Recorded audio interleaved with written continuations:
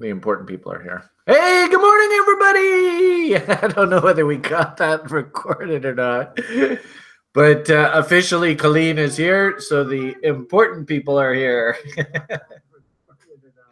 There we are. We're live on YouTube again. It's another crazy day in the market. Actually, it's TGIF, isn't it?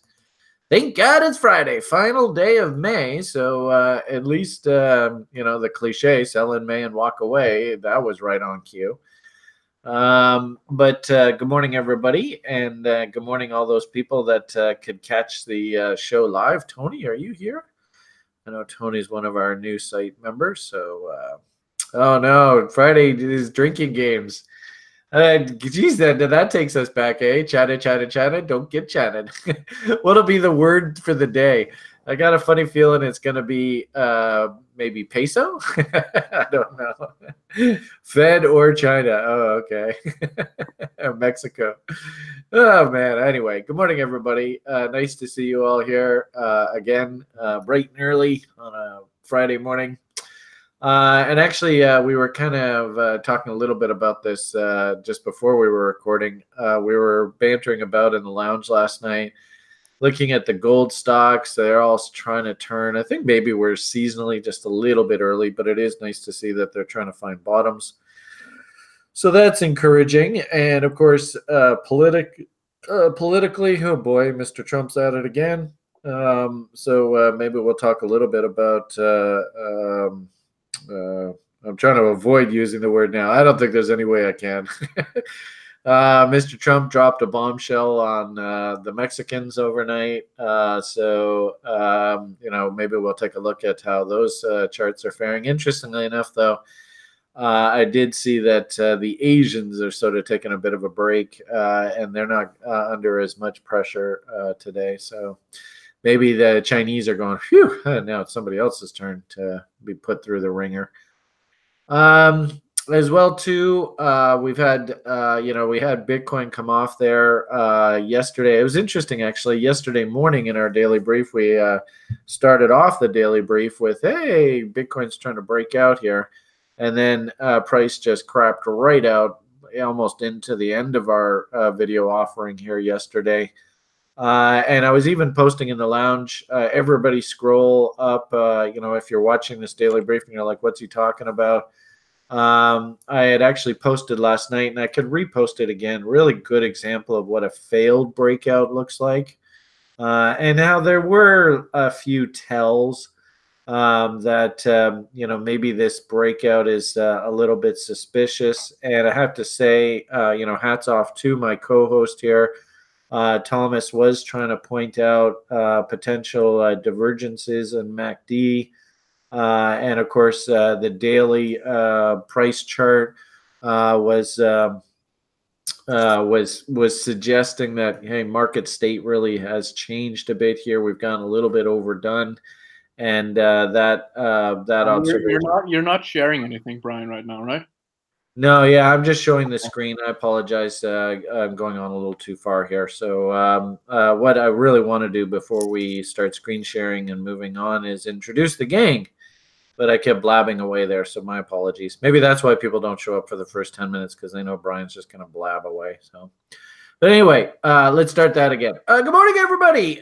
We have the mayor of Vienna with us. Alex, how you doing this morning? Hey, sir. I always love your blabbing, so. Okay, good. And as well this morning, our power analyst, Thomas, is here. How you doing this morning, Thomas? I'm good. Whenever I need to get ready for my day, I just string together the week's worth of Brian's first 10 minutes and I listen to it on repeat in the shower. Gets me going. Okay. That's different. All right. On that note, we also have, just to throw a bone out there, Mexico, China, Fed. All right, everybody, take a turn.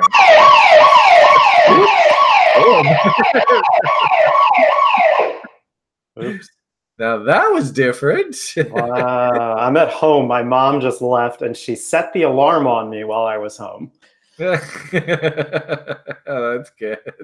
Right. I thought maybe Google has now set our videos that if we say the magic words, all hell will break loose. Yeah, just give me a second here. I got to call the alarm company so they don't come with police. All right, fair enough. All right, so while we're waiting for Thomas to get his head on straight, news headlines. Just quick sort of overview here for you. As I had said just a moment ago, wasn't screen sharing. My apologies. The news headlines this morning dominated by Trump and Mexico talk. It's going to be a little bit of a challenge. I don't know whether we can call this a national emergency, but I think Thomas was even saying earlier, someone on Twitter was actually saying that really Trump's only real power, it seems, now that he's sort of isolated because he doesn't have Congress behind him. Trump's only real power right now is the power of the tariff, and he's wielding it like crazy. He, of course, we've talked, you guys have seen this over the course of the past couple of years. He would, I think, prefer just to shut the Mexican border down completely. Geez, the soap opera just keeps going on and on. So that's obviously what's dominating the news headlines today. I've always said trade wars never end well. They don't really set a very good tone for business. Business itself starts thinking, where does this end? And should I maybe just cool my jets on maybe opening up new plants, opening up new factories, starting businesses, whatever.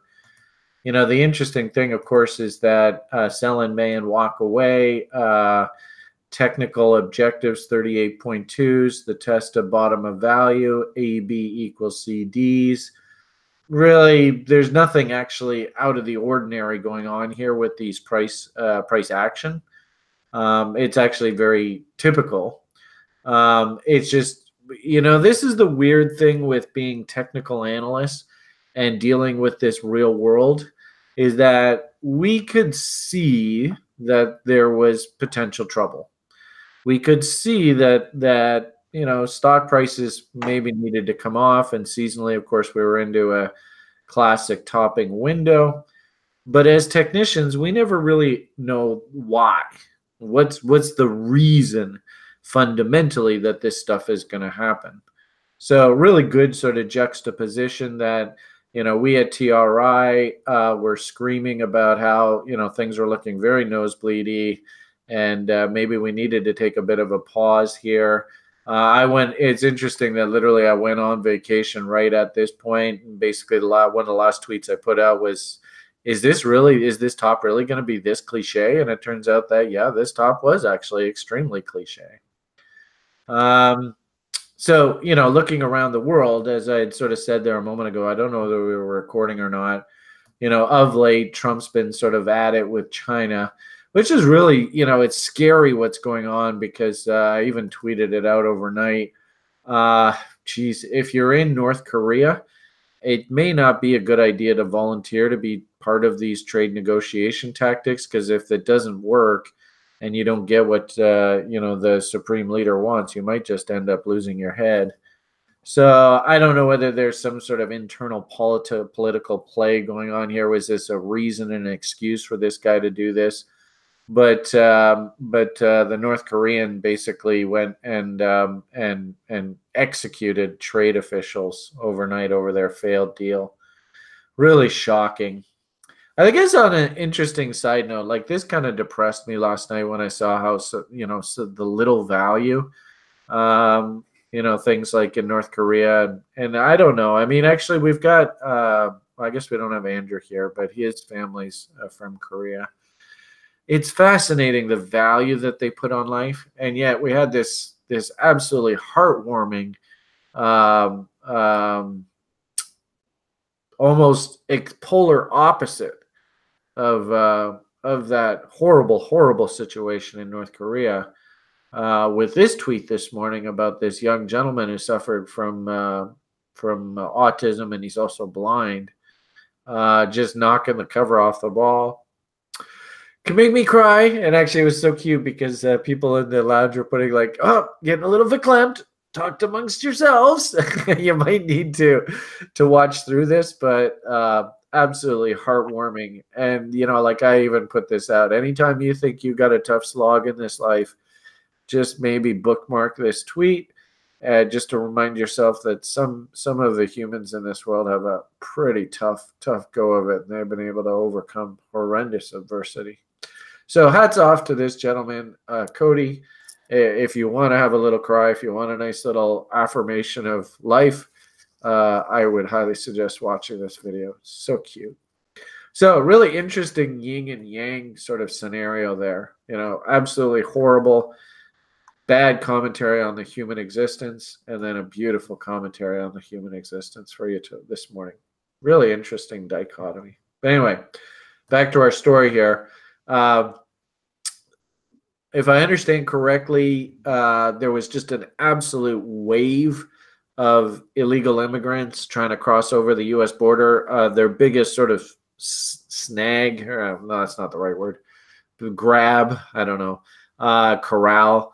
There was like at the El Paso border, there was something like over 1,000 detainees. All they tried to storm the border, all sort of in unison. And I think that in response to that, Mr. Trump, being a very emotional guy, his knee-jerk reaction was, you know, we have to we have to escalate this, and so he's done this this tariff. But the problem here is that this is sending a really, really negative message to the business community about the prospects of doing business going forward. You know, I thought it might be interesting. I used to call this watching China, and there's the Chinese stock market. Here is the Chinese yuan. Now we might want to call this watching China and Mexico. So this is the reaction out of the market from Mexico, first thing on that news of that 5% tariff. Actually, interesting educational piece here for us. Who can tell me what this candle and this candle could represent? Because actually, that's a very powerful trading signal right there. You just don't see that every day. No, not an empire. And actually, this gentleman used to actually be a member of the TRI community. Joby Gap. Okay. You gave away whoever said that, but anyway, thank you. Gave away the answer. And it was interesting. This is a trading model that was actually traded by somebody who and just an FYI, if you're on the call, if you could just throw yourself on mute, I'd appreciate it. That's me. Okay, I do see Jim Kwok. Maybe, yeah. Thanks, dude. But this is a 2-bar pattern, a doji bar followed by a gap lower. And if we trade, and keep in mind this is a daily chart, but there was a guy who won the World Series of Trading Championship or whatever. I'm not quite sure what it was, but he won it like 3 or 4 years in a row. Just literally trading this 2-bar pattern on like hourly charts and just absolutely own the competition. So very powerful 2-bar pattern, doji bar, gap lower the next day. If we go through this low, that becomes an absolutely massive signal. And I think, if I'm not mistaken, I think we have it in the library. We should. Doji gap, there it is. And as I was sort of saying earlier, this, here's a bullish one. So hopefully you can see the exact opposite there. You can actually see this one opened up here, went higher, it came down, but the signal fired, so it's perfectly valid, and there's sort of the end result. And we used to have a gentleman on the site, God rest your soul, Joby, who unfortunately passed away. And he absolutely loved this pattern, and so we actually called it, we call it the Joby gap. But I guess we're calling it doji gap here, but anyway. So the point of the matter here is we might get an extremely powerful trend continuation signal here. And also, too, you should look at this and go, well, it sure looks to me like we lose these lows. Look left, next support level is all the way down here, right? And if we do the Joby Gap measurement, I'll probably take it from the gapping bar, and we extend that off of the, if we lose this low, see how that takes us right back down into these lows. So anybody who's thinking about buying Mexican pesos, maybe just cool your jets for a little bit relative to the US dollar. And of course, hopefully everybody sees, you've probably heard me say this before.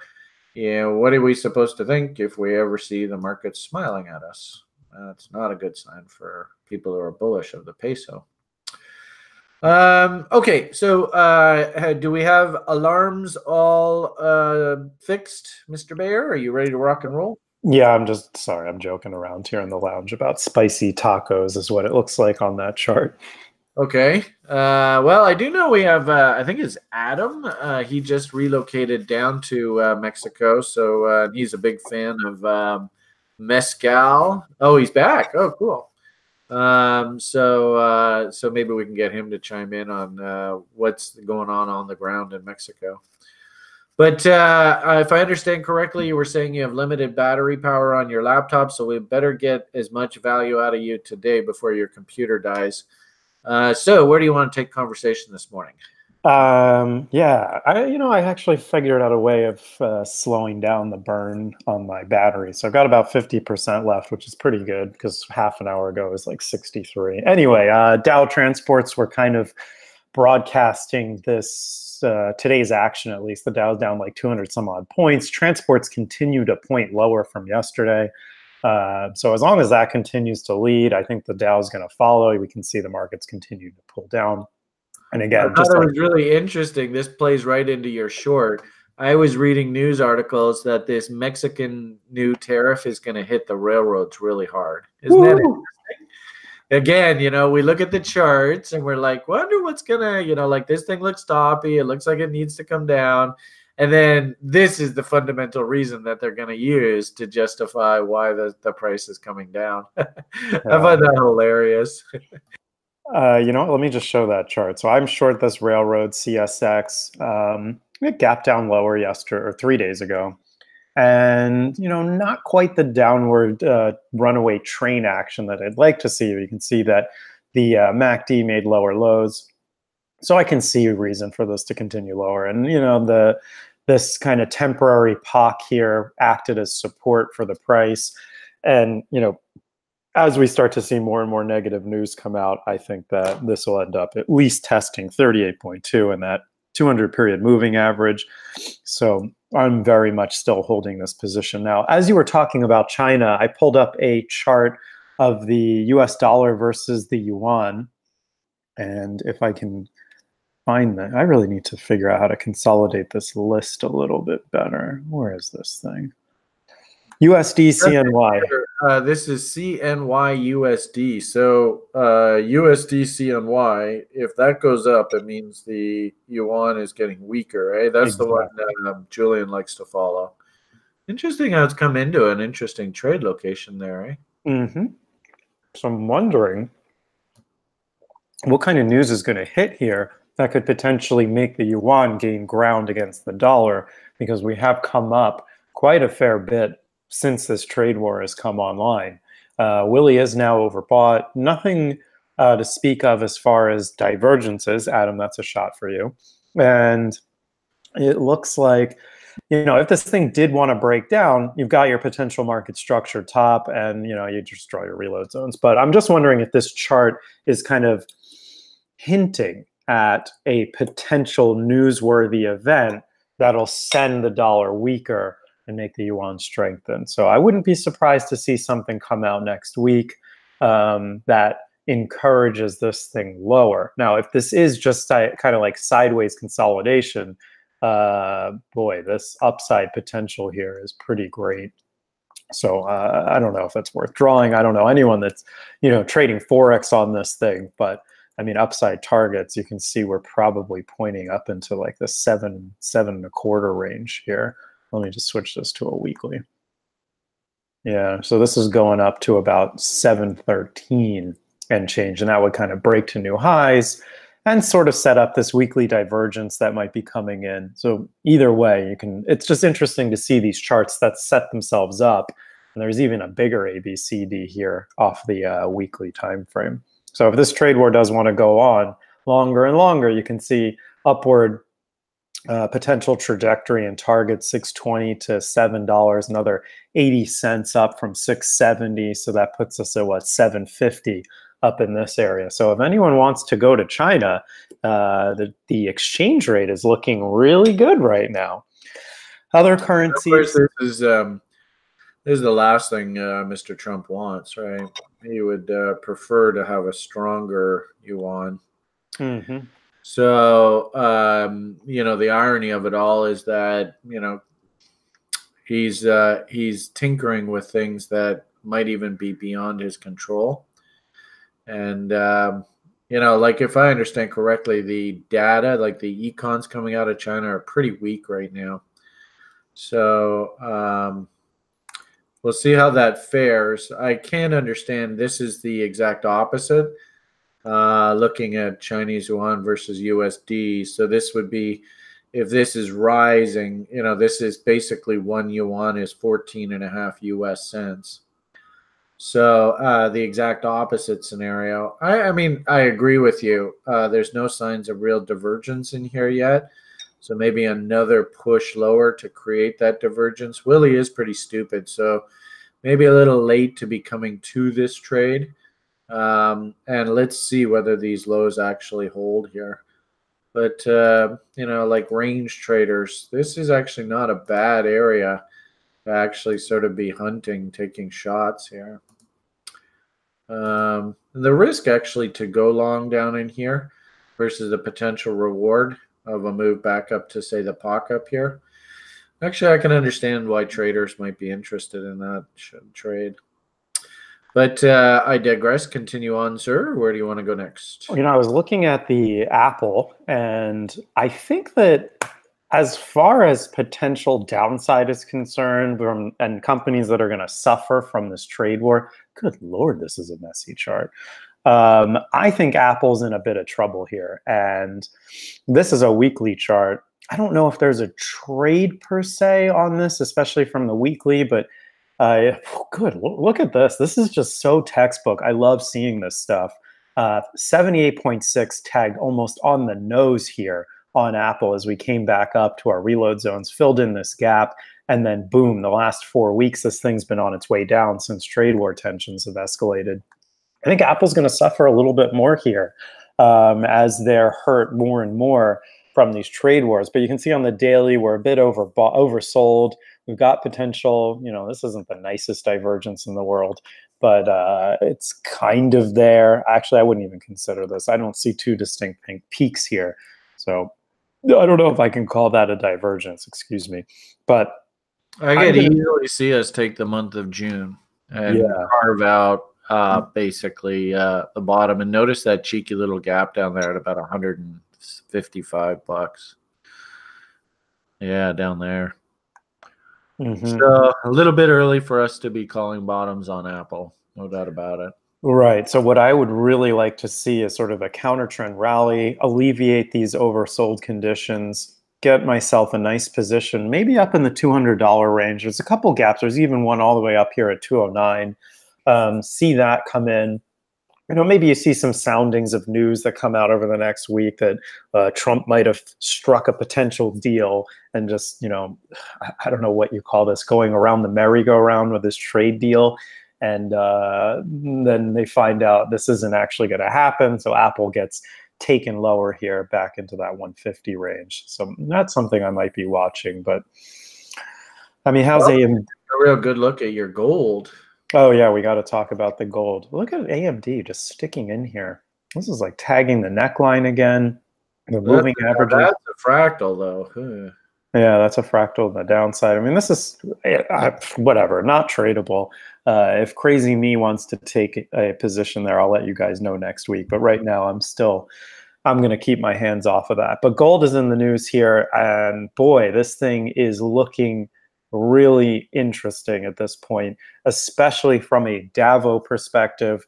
We've got a W in OBV, a W in the RSI on Willie. We've got my indicator starting to poke its head out. That's actually confirmed a W there. And then we've got a market structure W here on gold. So and seasonality wise, Brian and I were talking about this in the lounge. You know, it's really not the right time to be selling gold now. That window has kind of closed. So what I'm going to do is I'm going to go back to last year, because last year we sort of saw almost an identical copy of how the market behaved into 2018 as it did the first half of 2019. So you can see gold bottomed at the end of 2017. We made new highs into that's all right, into January, and then into the middle of April of 2018, this thing started to come off. Now, I think that this move was a bit over exaggerated into August in 2018. We had a couple of factors playing in there to push gold lower. So this move looks to be, and right, so gold took a bit longer to top out in 2018. You can see the top really didn't come in until May. Whereas if we go to 2018 here, we really we kind of topped out here in April and end of April. So we're about a couple weeks ahead of schedule. And then this market action doesn't look at all similar as far as like the downside, right? I had these fibs drawn from last year. I mean, this looks like, to me, a Ray Barbecue test of 38.2 that is really, it's trying really hard to resolve itself bullishly. And to me, this looks like underlying strength in the market of gold. Now, why could that be? Trade tensions, you know, risk in the marketplace, people trying to get out of positions that they don't quite understand how they're going to suffer through this trade war. And therefore, they're just like, you know what, fuck it. I'm just going into gold. That's the safe thing to do. I can see that happening.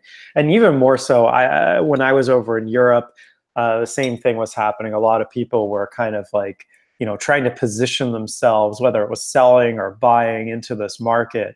Things looked a lot different than they did last year from my business perspective. So I think that people are seeing this as that safe haven trade. And if we close on Monday, where we're at right now, that's a confirmed market structure W to me, with this divergence that kind of came into the market, right? We keep making new lows here. This confirmed, we dropped back down. So really, to make this a real bullish trend explosion, if you will, I'd like to see the MACD break above this level up here. But I think in order for that to happen, we're probably going to be really close to the 1350 range or so, like 1340. So these highs, I think, are going to be tested. As long as we close where we're at right now, things look really strong.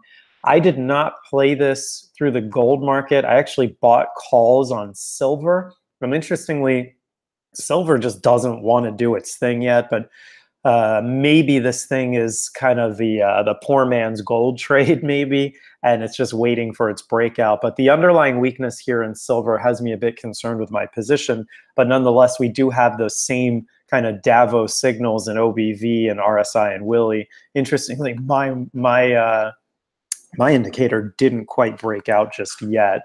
So maybe this is kind of like a lagging situation here. But 38.2 is all the way up at 1409. I bought the $13 calls, so I was already in the money. So my position is almost trading like I'm owning this outright. I bought this through options, so basically this is going to behave exactly how this market is going to behave to the upside. But I put out way less capital, and therefore my upside is much greater, and also my downside. Right, if this thing goes below $13, I'm in big trouble. And interestingly, I didn't have to pay that much of a premium over what the $13 contract was trading for.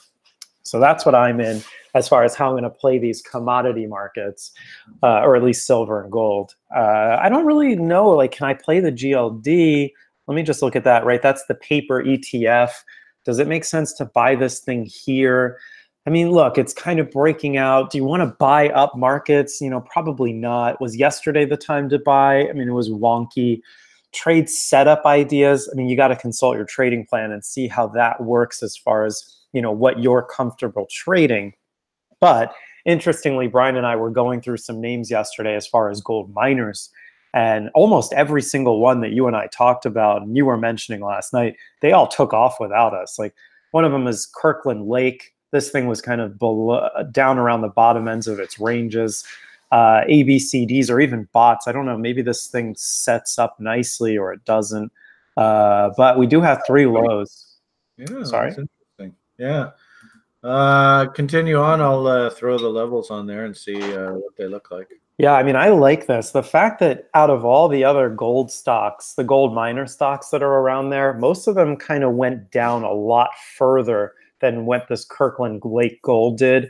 I think this might be a fib extension kind of idea, or, ABCD, bot levels also. I could easily see this thing doing something along those lines. So Brian will do up his chart, and I'll just do a quick ABCD from my levels, and we'll see where those hit. But I would assume that we're probably looking at $15 of upside from $29. So probably in the $48 is where this thing's pointing to. Did we price out? Well, we priced out the calls yesterday, didn't we? And we only saw that we would make $3 or 3. That was an Agnico Eagle. So, okay. But yeah. But basically the same thinking. I just to throw this out there, just be cognizant, everyone. On my screen, you can see I've got the gold and the silver 32-year seasonality. I do like the fact that we are closer to the bottom than the top, but I could see one more push lower here. So just be cognizant of that. I do like that we are closer to the bottom than the top. I just wonder, like we were looking at the calls on Agnico Eagle, and they're just not enough profit margin to justify the trade from the call perspective. And I just wonder, especially like with silver, I just wonder whether there's got to be one more FU. Like this hasn't really W'd that well. And I wonder whether maybe gold has to come back and fill in its gap. Like Thomas said there on the GLD, do you really want to be chasing up markets? I don't know. But maybe over the next month, right, through that June period, stock market soft, we just patiently wait for, things like the gold stocks now for this gap to be filled in. And for silver, like if we look at silver and we do the good old Leanne James kind of thinking, 1, 2, 3, 4, okay, this thing's ready to go. Give me some sort of market structure on the other side of this trend line. Now, if we go in W here, then I can get my buy signal. So I could easily see like silver, for example, I could easily see a pop back to 15. But I think now me personally, what I have to see is I have to see a nice W come in on the other side of this trend line. And like my little Alio, remember we were watching Alio really closely. We were back to number 3. All right, give me a nice market structure signal on the other side of the trend line. It never came in. We had to go lower. Here we are again. Internals are looking very attractive here. Now, give me a nice little, and actually I can move this over now. Give me a nice little W on the other side of this trend line, and I can start getting rah. So I like the idea that we're getting really close to the bottom of this nasty gold move. Me personally, I don't know whether I'm just ready to declare the bull. I just do like the fact that, and this silver chart's great example. What are you supposed to think if you see the market smiling at you? Thomas and I have been talking lots about how dangerous this market was. AB equals CDs have now been hit. They brought the market down below value. Classic Hogue trade. Doesn't surprise me one bit. Mr. Bear's jumping in and picking up some calls here. You can see how this market left a gap right at that 1428. We came down. We tried to fill it in. Now just give me a nice W here, and we can start rocking and rolling. then just to sort of finish off, like I threw on Agnico Eagle last night. It just so happened to pop up on my screen, but I'm seeing the same thing out of this Kirkland Lake. Did we do 33%, but no more than 66? Yes, that's correct. Now, if you want to trend continuation trade this, and you might find that, yeah, the gold and the silver have to swim around here a week or two, maybe even into the end of June, typical stock market seasonality. But you can hopefully see that the bot levels now on this guy are actually coming in, and there's your level there, Thomas. I think that's right, but I could be off by a little bit here. 29.15. Oh, I'm off by a penny. And actually interesting, cute little, actually, there's an example. I think, Colleen, you were saying earlier that Mexican peso key reversal. There's a really good example of an engulfing bar. Interesting how this market structure level, that W right there, basically is the bot entry level. So, cheeky little gaps left down below. So I don't think we need to like run into these gold names. If they take off and boom, they're gone, well, the trade's gone. But we got 1 low, 2 lows, 3 lows. If you want to try and sneak your way in, we probably even have LJs firing over here. 1 tag, 2 tags, 3 tags. Give me some sort of market structure on the other side of this trend line. I can rock and roll. And this is painting a target of 47. So we might even want to take a look at these calls. I don't know. Does Kirkland Lake have call options? One step ahead of you, buddy. All right. I think you can see the bot level there. Could this be a gap and go? As Thomas was sort of saying, if he sees a pop on Monday morning, that'll maybe confirm this move.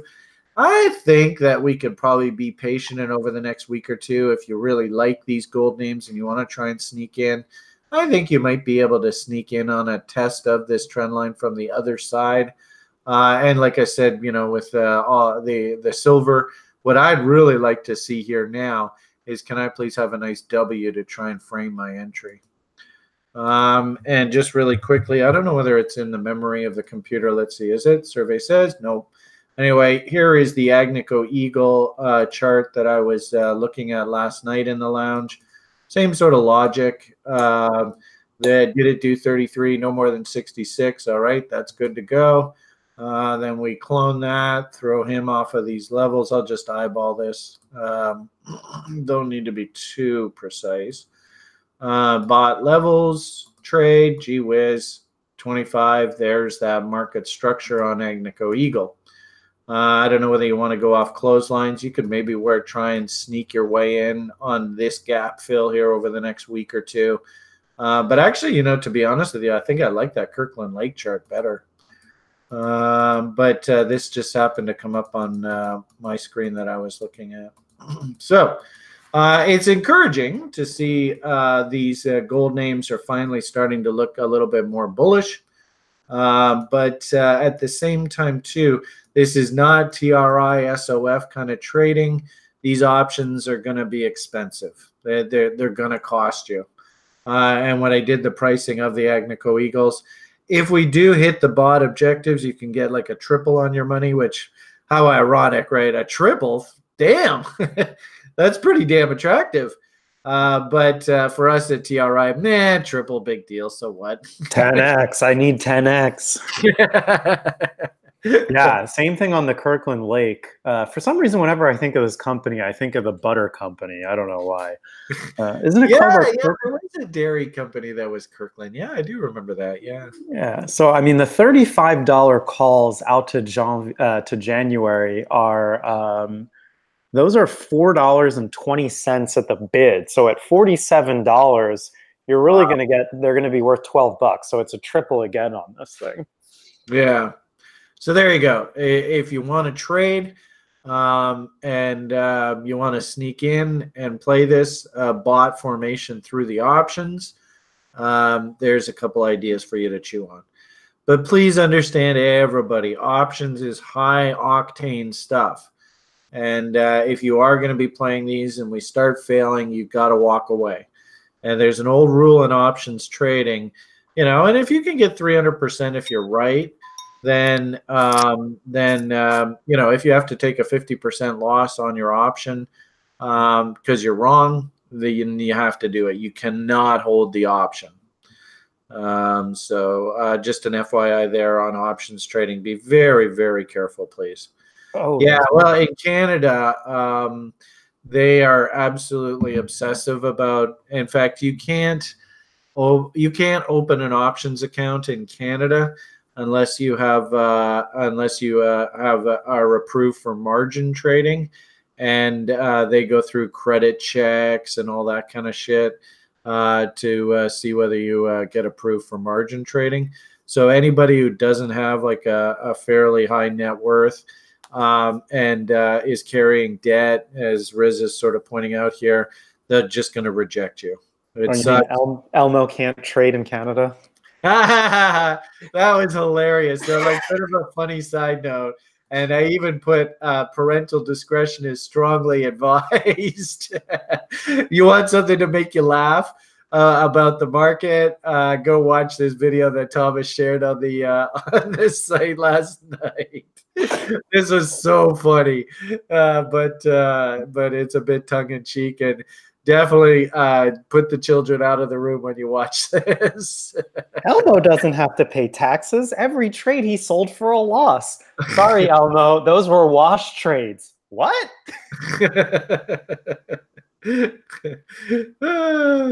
That's funny, but again, lots and lots of swearing. So children, please vacate the room when Mom and Papa is watching this. I invested in a Chinese company selling whale tears.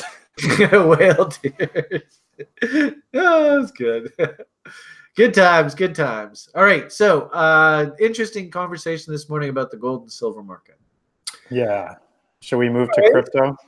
Yeah, I think so. And the final thing that I would just add with the gold chart and the gold trade, I've been like, old school. We used to follow yen gold very closely. And I noticed again, yen has actually got a weekly W working here now. And gold is rallying in conjunction with yen. So, this is kind of another added sort of, if you didn't know that this relationship existed, add it to your journal, take a screenshot. Maybe I should be watching this as we go forward in time.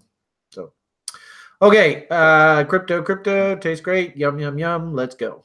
Okay, news. Let's start with Binance announces 28 new use cases for BNB coin are coming. There are now 83 different places where you can use your Binance coin. That includes tons of these different chains that they have here. And the incentive is if you buy these coins on Binance and you use Binance coin, there's no real fees associated with conducting your transactions that way. So, they're just trying to make this thing more and more relevant. They're also launching tokens on the Binance chain, things like Mithril, which is some decentralized social media platform, including there's also BitTorrent, BayPay, Coinify, all these other different names that are launching on the Binance chain. Binance is just trying to keep their coin worth something. So the more that it's usable, I mean, from the very definition of how people define money and how they want to look at Bitcoin as having defined value, that whether or not you can actually use it for real things makes it worth whatever you want it to be made worth. I think they're taking that principle and applying it to Binance coin. And I don't know if it's really applying to Bitcoin. Everyone's like, well, if Bitcoin's really going to be worth anything, you should be able to use it. Meanwhile, the think tank study comes out saying that, well, people aren't really interested in using it. They just see it as an investment vehicle, which is interesting. So then if they don't think that it's usable, they're really seeing it as a hedge against the current fiat system or even a hedge against government. And I don't think many people really understand that principle of how Bitcoin is functioning. But anyway, I've digressed and gone off topic. This is just another article that, oh, Binance Coin is the shiny thing that everyone should pay attention to. Next here is like as a commentary on the space, and I haven't looked at that BNB coin chart lately, but I think you could really use BNB and its price action. If they want to take it to new highs, great. But really good proxy on sort of the altcoin space. So, if they want to have a big circle jerk, awesome. Doesn't necessarily mean it's investment grade for us, but it does sentiment wise, I think, help the space. That's interesting. I guess it'll help the space until it's a catastrophe, right? So we were thinking, what could be the next scandal? Yeah, I would definitely agree with that analysis. Right, because no, think about this. This thing's it's kind of been forced down our throats, right? Whether or not you even know what the hell this Binance coin even does, if you want to participate in these initial exchange offerings, you got to buy this Binance coin. And then, we've seen and we've covered the news articles that they just keep screwing up running those systems. So it's funny that people are, why is this on HitBTC? I don't want this on HitBTC, but I'm going to go on a rant, so I'm going to cut myself off there. But it is interesting. Let's take a look at that chart, because I swear every time I look at this thing, it looks like it's going to collapse, and then somehow it pulls its head out of its ass and comes back to life. I mean, look at this thing on the weekly chart, almost look completely disastrous. Hit the 50% level, and boom, this thing's bouncing. And I think the same thing happened back here in 2018. This thing also looked disastrous, had a divergence working. Come on, MACD, what's your deal? Why are you all...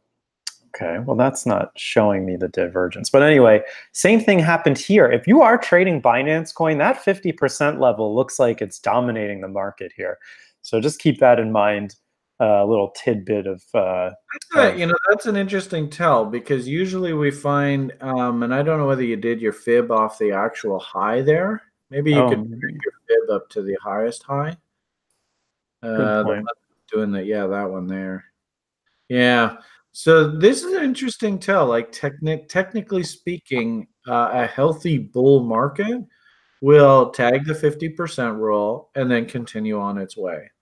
So, in fact, actually, I remember seeing somebody in the lounge the other day commenting that, gee whiz, this bull market, 50% levels are tagged, and then it continues on. So we knew that there was trouble. Is this done? I have no idea. I mean, as long as they keep pumping use cases into this thing, everyone's going to be forced to buy it. Every time there's an IEO and somebody wants to grab those tokens, they got to buy Binance Coin. So yeah, it's really nothing short of brilliant on their part, but it is a manufactured thing. So if Binance has any kind of problems or trouble, I think this thing is directly correlated to it. So I don't know if it'll crush the ecosystem if it has problems, but it certainly won't help things. And that's worrisome, right? This is almost like, it's not quite a too big to fail situation, kind of like Tether was at one point. But I can see this thing getting too far out of control. Like, the more use cases they have for it, it just... What would be really interesting would be if there was some way to track the amount of ownership of this that's tied to credit card debt. Whether people actually bought this with actual physical currency or whether they bought these kind of things with credit cards. I don't know how you could possibly do that, but that would be really interesting too. Yeah, if I had a Bloomberg terminal for crypto that somebody specifically built for the whole space, that would be a wonderful macro analytic project to try to correlate these two with. Because, yeah, I see what you're getting at, but I think in order to get into the ecosystem, can you directly buy Binance Coin with your credit card, or do you have to kind of use your credit card to buy Bitcoin and Ethereum and then kind of convert them into Binance Coin? I don't know. I mean, who fancies themselves a Binance expert on this side? I know Julian loves Binance. He'd probably be able to answer that. So Will says you can't, but the public... Why the public can. I don't know what that means. All right. Well, interesting points. And really, if anything, if you were thinking about botting this kind of thing, I think you still got to wait for a little bit more structure here. And then really the question I would have is what's the value of one of these things? I kind of think this is a great sentiment proxy. Are you looking at the right chart there? No, I'm not looking at any chart. I'm looking at Oh. yours. Coinbase adds support for EOS, so I should shut up and let's move on to EOS. Oh, sorry. I mean, as far as I wouldn't trade this thing, right? I mean, this looks like I wouldn't even want to. That's all there is to it. I mean, is there a bot? Maybe we can do that eventually later, but this thing looks, even on a daily perspective, I don't know. It is what it is. If you're trading Binance Coin, more power to you. But let me just run through the news here. Sorry. Coinbase adds EOS on their retail site and also in their app. So if you want to buy EOS and you're a fanboy, you kind of had your wish granted. It was almost like they opened up the floodgates once Ripple was allowed in. So fuck it. If Ripple can be traded on Coinbase, we'll add any altcoin to this thing. I don't know why EOS still has a use case, but those are for the people that are smarter than me, that understand what this thing could actually be useful for. But hey, great. Now you can go and buy that with your credit card if you want. So there's that. Coinbase really should publish this. Like how many people are funding their accounts with credit cards. It's probably a good thing that they don't, come to think of it, because if somebody in Congress or some government official gets their hands on that data and they're like, see, we had $50 million worth of credit card purchases happen in January of 2018 to May of 2018, and that $50 million that they bought is now worth 80% less. See, the American public are getting fucked by cryptocurrencies. We need to protect them and establish a law. Well, the law should the thing here, dude, is that we're basically seeing the future. We know what's going to happen. I could almost guarantee you that what you just said there, minus the F word, is what is going to happen. I pretty much guarantee you, but it might be in like the hundreds of billions, right, before the end of this. But the great part about it is, yeah, you just basically saw the future. I can almost tell you verbatim that is exactly what's going to happen. That's why I don't want them to publish statistics like that. I mean, that would really... But at the same time, too, wouldn't you prefer that someone get ahead of this and be talking about it while it's still small before we get into sort of nutso 2017 insano blow off top markets, and then the whole thing fucking just blows up like an absolute firecracker and it's all hell breaks loose and you got like Nazi police coming after you if you own crypto? Oof. I would actually prefer that we get ahead of this now and keep this in check while the problem's still relatively small. But I can pretty much guarantee you that's not what's going to happen. Yeah. Actually, to be completely accurate on all of this, Coinbase, I believe, is not allowing credit card purchases. And also the credit card companies made it really difficult for you to buy crypto with your credit card if you're a U.S. citizen. And they started, so basically if you're a US citizen and you buy cryptocurrency with your credit card, they're calling it a cash advance, which is like a 30% interest rate. They charge you just a staggering fee on those things, eh? Yeah, but there is one service that I found like a couple weeks ago, and I'll admit I actually did this. They took a marginal fee, but I got one of those credit card offers where it was like I had some stupid credit limit on the thing. And it was like, oh, we'll let you, on any purchase you make, it's 0% interest for the first 15 months. I was like, huh, this is interesting. And you can actually buy on this one service at a regular rate. So the credit card didn't see it as a crypto purchase. Granted, you still get hit on a fee, but at 0%, it was an interesting idea. So I tested it out and put a little bit on the credit card just to see if it worked, and it did. So there's still ways around it. But I think what happened here is did they charge you the cash advance fee? No, they didn't. They charged me you're a special person 0% fee for whatever reason. And then as soon as you do that, they hit the stopwatch. Tick, tick, tick, tick, tick. Okay, when can we fuck this guy? When can we fuck this guy? Yeah, oh, definitely. These banks I'm getting so many of these 0% interest offers in the mail. Like pay off your whatever balance transfer offers. I'm getting one of these from every single one of my credit cards every month. And then you read in the fine detail. And, if anything, this is probably sort of the tell of the next blow up, because this is exactly like the mortgage market, right? Where the headline is, really, really low interest rate, zero fees. Oh, yeah, you can get a mortgage. We'll approve you, no problem. But then you read the fine print, it says 24-month amortization, and then it rolls over to prime plus 500% interest compounded hourly. Well, they actually by law have to tell you after the whatever period it is that you get that 0%. Essentially what you get is this balance transfer offer. They tell you at 0%, call it for 12 months. You pay a 3 to 5% flat fee for taking the money out, and it's interest free aside from that transaction fee for 12 months. And then after the 12 months is up, they have to tell you what the interest rate is on that loan. And essentially, it's really not that much higher. And in most instances, it's the same rate as just buying something on your credit card if you were to carry a balance. So they're just handing this shit out like candy right now, and they have been for a while. It's scary, eh? It is. But, what does the top of the market look like? It usually looks like this. Consumers will get themselves into hot water, and politicians will undermine us. Yeah. Anyway, I have two. I've digressed again. I've got two important articles to cover. I'm at 15% battery here. So let me just roll through these. Bitcoin falls $1,000 on futures expiration. I don't know how to speak. Because somebody was saying that the futures expiry was today. Yeah, so it is, right? So this is an interesting article because it compares what happened this month with last month. And they kind of like X out all of what happened in April versus what happened this month. So they said, if we copy and paste last month's article on Friday, April 26th, then would all be very blah, blah, blah. That's what we're going to do. So it's the last Friday of the month. That means futures expire today. Keep in mind, they're just copying and pasting what they wrote in April and just changing the numbers. And like clockwork, cryptos fell another 10% before recovering to only minus 4% in April, 5% this month. 65,000 contracts in April versus 70,000 contracts in May.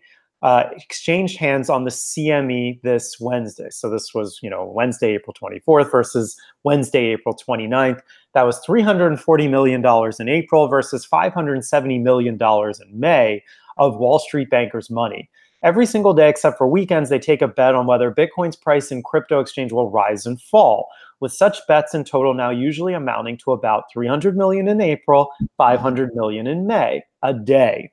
These bets never touch actual Bitcoin, but they're based on the price aggregated by CME from four exchanges: Stamp, Coinbase, Itbit, I don't know, and Kraken.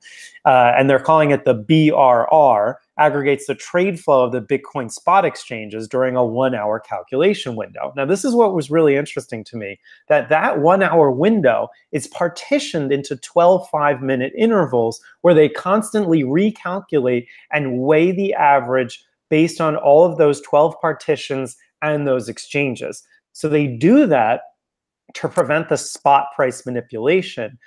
So they kind of prevent all of this price manipulation. So instead, all you need to do to circumvent this is to do it the day before. Hey, what happened the day before? So that would be 5 p.m. London time, say on April 25th, or May 30th, yesterday, before 3 p.m. London time, which is really interesting. 9 p.m. London time sounds perfect. 9 p.m. London time is actually 4 p.m. New York time. When did things start to fall out of bed the other day?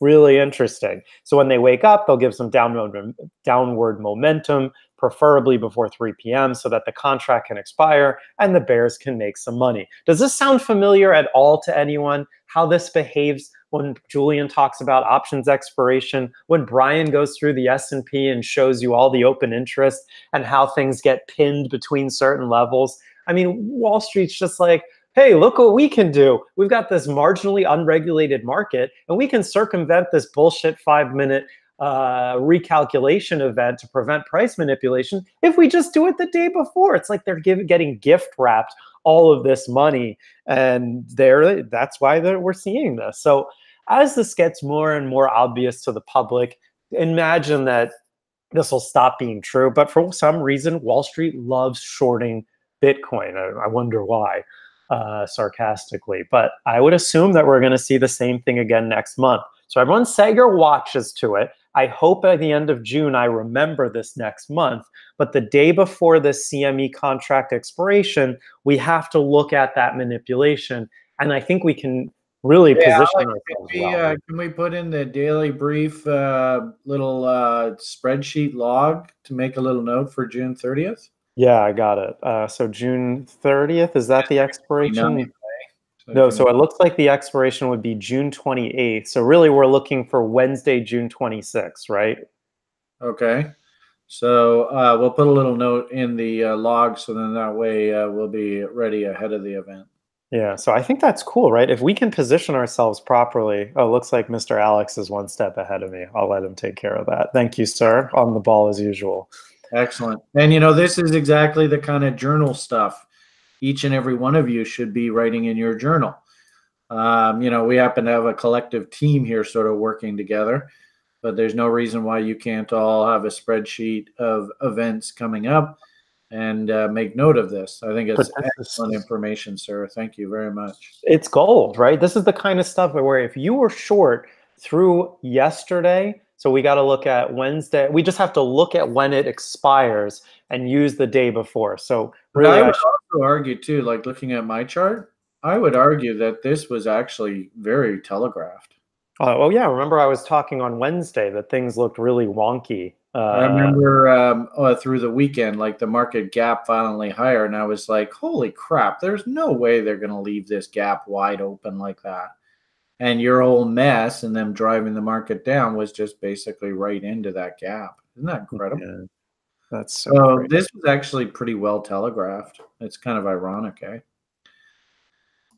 So I'm just trying to go through here and see when the June expiry is. How you doing on your power? Maybe I got 10%. So once this thing gets down to 5, then I think it starts nerfing my laptop's performance.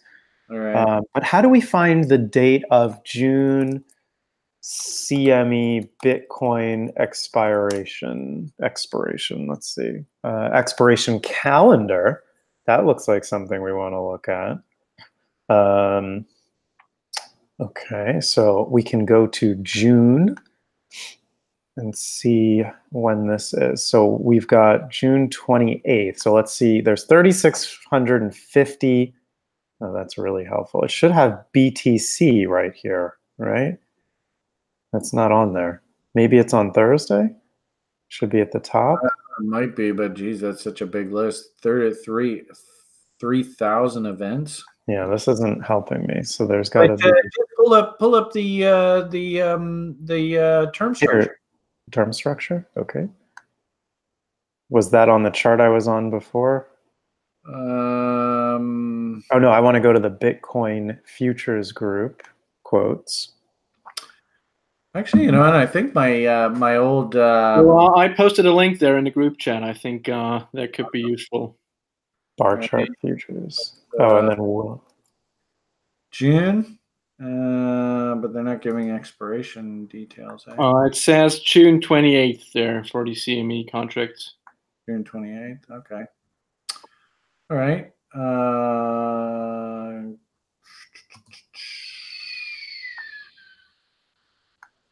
June, updated May 31st. No, okay. Well, anyway, we can take a look at that. We'll keep it on the radar screen. But June 28th makes sense. That's the last Friday of June. So we'd be looking for the price to really take big dump 9 p.m. London time. I don't know why they're using that, but that is 4 p.m. New York time. And really, guys, I've seen these markets move almost right around New York close. It's like all the traders are like, all right, stock market's closed. Let's move to Bitcoin. That's still open. Let's go play with that market. Well, and exactly that's the reason, right? And while the exchange is closed, they can fuck around with the Bitcoin price all they want. Yeah, and it doesn't affect any of their margin positions or anything until next Monday morning. I don't know about you, Brian, but this is cool to me to be able to see this finally. I wish we caught on to it a little earlier, but I think the cat's out of the bag. But as far as them continuing to run this kind of operation on the market, it's like, why shouldn't they? I mean, they shouldn't really care to stop doing it as long as, you know, it's still they can still run that operation. So we definitely, right. So, you know, like my thesis is that Bitcoin price tops, then we pull back, then we rally to new highs. Maybe we rally to new highs on like June 25th, June 26th. There's a little sucker move, kind of like what we saw yesterday, another breakout to new high, but it's a trap. We should probably look at the charts and see whether they gap Bitcoin higher that previous weekend, and that'll give us sort of downside objectives that they want to run the market into that expiry. Yep, I can see the whole trade already developing in my brain. Makes sense. Cool. All right, I'm at 8%. We haven't talked about technicals, and we had a really crazy day yesterday. Where do we even start, right? We were talking yesterday about potential divergences in Bitcoin on the daily chart. And I said I wanted to see a market structure top come in on Bitcoin alongside that divergence. And, you know, the price just dumped right into that 4 o'clock close pretty heavily, right? We got a warning shot across the bow into the daily brief at noon as this thing went and kind of FU moved everyone. Oh no, my laptop's slowing down here. Am I still audible? Yep. You don't need to change your charts too much. We're past the top of the hour, so we can wind this up. I think, you know, it's interesting because Fjord was on the call earlier, and he was kind of like, well, gee whiz, I thought maybe there was going to be a short, but there's no setup here. And I'm like, dude, you're absolutely right.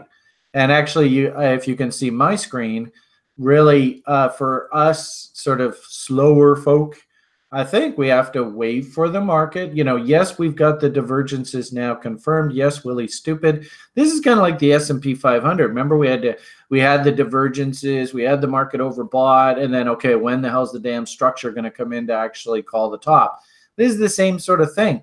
You know, just one day is not a bear market. It's not enough for us to actually call a top. Yes, now we've got the downside action based on CME event to actually trigger things like divergences. Now we have to patiently wait for the M's to develop. I thought it was really cool. Somebody last night, like I've superimposed a chart over the 13 EMA and the 30 SMA. And I actually saw people yesterday in the lounge saying, I'm going to buy that because I totally know that they're going to go up and eat that wick up top there. And I think that is excellent analysis. And, you know, for us, you know, like Fjord, algos and stuff, moving average crosses and stuff, what I actually think needs to happen now is if this is the top, and we don't even know if this is the top yet or not, but now we have to see the counter trend rally come up, eat a bit of this wick, maybe come up and flirt with these candle body highs, put in an M, and then break down. And my hunch is on that event, we actually start seeing things like moving average crosses, which start actually framing the actual short trade. So that's the only thing I would add to that. I agree. Yesterday, that I don't think that was a trade. I think that was all about CME fuckery. We could very easily ratchet right back up to those highs, especially now that the weekend's coming. You know, get ready for the fireworks, folks. You know what weekends in crypto are like. All right, sorry. Did we lose Thomas? I mean, I'm still here, but I've got a laggy computer. But just kind of to talk about what I'm doing, if I can even get this chart up here. I did actually end up going long last night on Ethereum. I bought this thing just on a spot contract. And even last night, I was messing around with the 50x leverage button on OKX. And I went long, and it's amazing how quickly you can double your position. But if you were to go long at, say, like, for instance, I went long off this bottom tail here, somewhere in that area as we started rocketing back up off of Mountain Man. Your margin call level is $2 below wherever you open up your position. So if I'm going long, right, I mean, someone could fart the wrong way and you get liquidated. But I mean, I ended up nailing like 150% on a position just on like a $4 or $3 move, which was really incredible. I don't know if I'm going to be playing this that often, but I can understand why guys like Ian and the other BitMEX traders are like hopped up on 50x and 100 leverage trading cocaine. I get it now. It's like, yeah. This is a crack central, man. It is. Like when I closed the trade out, I was like, no, I got to do more trading. This is fun. And I was like, no, put the laptop away. It's 2 o'clock in the morning. You got to go to bed. I mean, that shit is addictive. Be real careful with that stuff. Yeah, I would imagine this isn't altcoin stuff. This is, and it's also, like they call the casino for a reason. Oh, so, yeah. But I have never, Brian, a warning to our community. Thomas uses the DOM to trade a lot. We don't even cover the DOM until level 3 because it's extremely advanced. So, he's talking about extremely advanced stuff here, people. Colleen and Alicia, please refrain from the 50x, please. Yeah, I would say if you don't have experience trading on leverage at all, you shouldn't even touch this. Commentary about the DOM. Last night, I have never seen such action on the order book and on the DOM before in my 4 years of trading on OKX. The amount of positions that were changing hands down in that 245 to 250 level, DOM means depth of market. So you can see the order book, you can see the orders crossing the book as they come in. There should be, Brian's probably finding it right now, a tutorial on it, or at least a nice write-up. But anyway, I had never seen such fast, violent price action with contracts changing hands so quickly that it was almost like if you weren't ready and prepared to enter your orders, you were left behind. I mean, you could have almost just like entered in any number, and even like entering in a market order wasn't executing. That's how fast these markets were moving. So there was a lot of money changing hands last night. So 2 o'clock in the morning would be 7 o'clock London time. Did London actually go long here into the weekend? It's very possible. The way that that tail behaved into the overnight hours was very telling to me. Now, the problem is we're going into weekend trading. The hourly doesn't look like it's ready to come off here, but nonetheless, if you didn't get in down here, you probably have to consult how you want to play this, because if this does come in with another W, you can just draw reload zones. But off the higher time frames, which I don't think I'm going to be able to move my chart around, I really like Brian's squiggly line theory, the idea that we kind of have to go up, put in a daily market structure top before this thing really puts in the real dump. And that's what I'm going to be looking for on my long. I'm going to look to close out the majority of it back in that 280 to 290 level when I bought down in this 251 level-ish on Coinbase. I did not participate 50x long and hold that position overnight. I'd probably have more nightmares than any human being would want to have in a given night. So just, a spot trade for me is more than enough, and I'll handle that as we go through the weekend. But if this thing does want to crap out, like, I'm happy to set my stops like $5 below the current level and see how that goes. I'm freezing up here, so I think that's as far as my commentary goes. I hope that was helpful. Yeah, very. And I'm going to sign off before my laptop shuts off, or if my laptop shuts off, but I'll hang around here for a bit.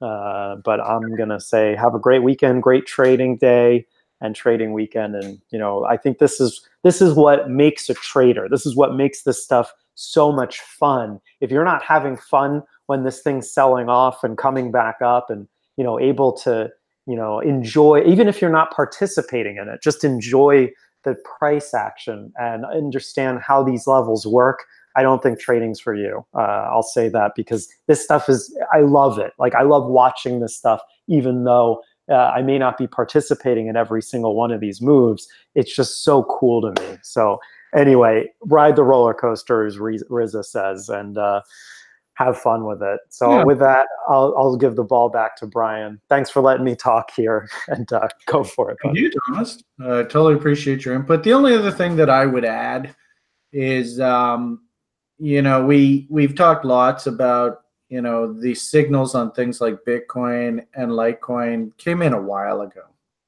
So, is it really smart to chase markets up here? Could you get bitch slapped like Bitcoin did to the community yesterday? Very easily if you come late. But what I think I see happening is that the ecosystem, the big boys always sort of lead, and that's good. And it sort of works its way down the food chain. And, hats off to people like Joshua, who created his fundamentally viable altcoin, sort of intermediate coins. And hopefully you guys see that, oh, gee whiz, it looks like a lot of these names are now just starting to flash trending signals.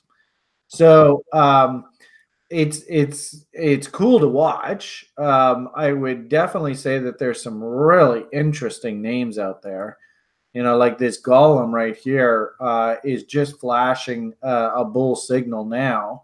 And of course, hopefully you can see the W's that are coming in here. And actually, I think Thomas even said that this is like, and like one of his Z coins, this is like his launch pad setup. Yeah. Yep. So I wouldn't mind, actually getting schooled up on your launchpad setup. What is the criteria? But hopefully everybody can see, gee whiz, some good looking W's, and here comes the trending signals, and away we go. And is there any upside potential here? Oh, I think there's a little bit. So, be cognizant. I do understand, and I completely appreciate that there is a part of this crypto world that they're absolute quote unquote shit coins, right? It's just the way that it is. But at the same time, too, we don't throw out the baby with the bathwater. There are a lot of names, and thank you so much. This is the whole rational analysis. We want to try and create a list of fundamentally half-decent ideas. I think there's a whole part of this universe that's just getting ready to rock and roll. So, get your trading plans vetted, define what it is that's going to get you to act. Come up with your risk model. What type of risk taker are you? And just get in there, because this is seasonally basically right on cue. And you want an example of one that just popped? I love Mona. I've been in Mona. This is one of the first coins that I actually bought. It's sort of like, ironically enough, Doge is the dog. Mona's icon is the kitty cat. And everybody in Japan loves Mona. Mona is like, it's like a name brand in Japan. So what a surprise. Boom.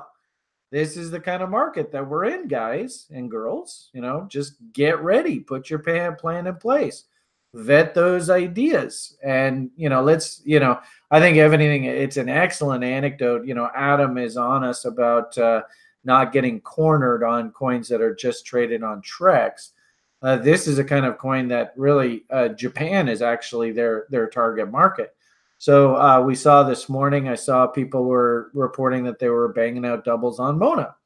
So enjoy this market and just get ready to rock and roll. And Morales, am I pronouncing it correct? Says also a lot of names versus BTC are looking nice. Yeah, this is actually versus Bitcoin, isn't it?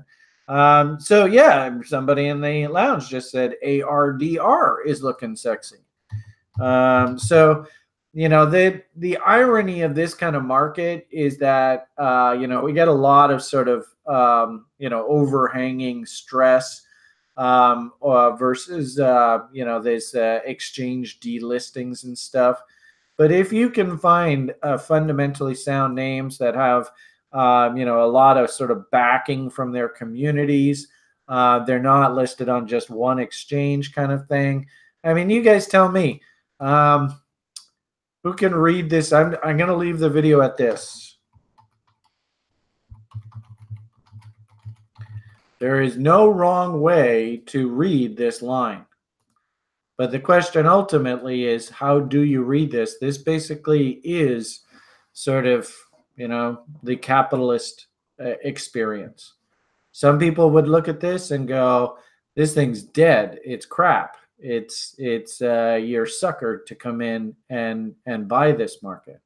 I would actually look at this, and of course, Colleen, remember we talked in the level 1, OBV divergences are just the absolute poop. And I don't know, can you guys see, is money flowing into this name or is money flowing out of this name? I would argue that when I look at something like this, all I see is opportunity is now here. So, deal with the fundamental issues around your coins. Keep in mind, everybody, I own like almost all of them. So it's not like I'm going to miss out if this thing takes off. I can tell you I own a whack of this stuff. So, the Mona, I own a whack of that. I might have actually gotten a double off because I see that it's popped up. So I haven't actually looked at my sell orders there. But I definitely think that this is the kind of market. And if you want to keep it conservative, because we're not in sort of shitcoin rally kind of market, and you want to concentrate on sort of mid-tier names, maybe not the big boys because they've already jumped up here, but I would be really focused in on names that are just turning and just issuing, trending buy signals off of W's, and get out in there and have some fun, because I think this is a really interesting market we're in right now. Okay, why don't we leave it at that? We've got the level 2 group tutorial session coming up here in about 45 minutes. So I've got to go get ready, put my makeup on and all that. I will see everybody in class shortly. Hope you have yourselves a great rest of your day. Just an FYI, the Vancouver meetup list seems to have filled out at about 15, 20 people, somewhere in that neighborhood, that are staying at the house. So if you're watching this and you haven't touched base with us, make damn sure just to make sure that you're in contact with us if you are planning to come to Vancouver and we're looking for a bed. And as well, we might even consider getting a second place because we've got so many people coming. So watch for the updates on that. Keep in mind that's the end of July, so it's still a couple months away.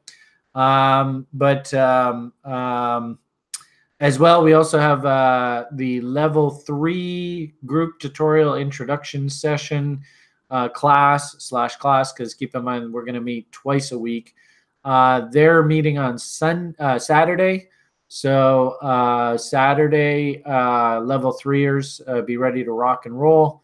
And I've also actually, but I'll talk to you level 3ers about how I'm going to do the turn this week, this term, just so you have lots and lots of redundancy. And then, of course, we've got level 1 rocking it with Grim on Sunday. So it looks like the site's basically firing on all cylinders. Thank you so much for Team TRI. Everybody's working together in conjunction to try and make this a better place and a better experience for everybody. So I'm so proud of the community. Only thing left to say, I suppose, at this point, we want to check in with Mr. Mayor. What do you think? Did anybody get any value out of today? Yes, sir. Good. We've got the mayor's seal of approval. Have yourselves a great rest of your day, everybody. All the best. And the only thing left for good old Brian to say at this point is a big bye for now.